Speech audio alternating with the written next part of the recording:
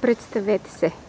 Здравейте, казвам се Красен Хинков и съм директор бизнес развитие на нашата малка и скромна компания Innovation Starter Box и сме фокусирани върху прилагането на нови методи и методологии в компаниите, които искат да развият иновации.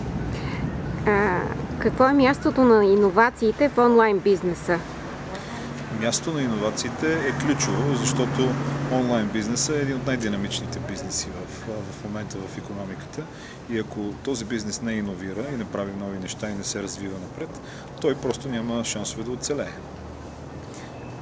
Какви инструменти може да се приложат? Инструментите, които могат да се приложат, са инструменти, които са добре познати и работят в други бизнеси и такива, които са направени специално за онлайн бизнеса.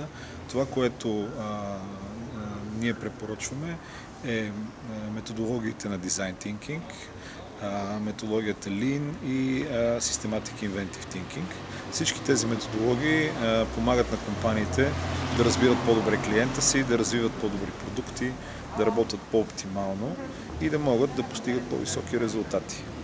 И ако трябва да обобщиме, малко ще върна въпроса в началото. Кои са трите елемента на иновациите? За да бъде нещо класифицирано като иновация и всъщност да бъде полезно на компаниите, има три основни елемента. Първият елемент е това да бъде нещо свежо, ново, подобрено, различно.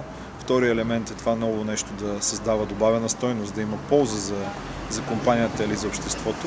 И трето е да генерира пари или някакъв друг положителен ефект, било то за компанията или за обществото. Това са трите основни елемента, които така затварят понятието.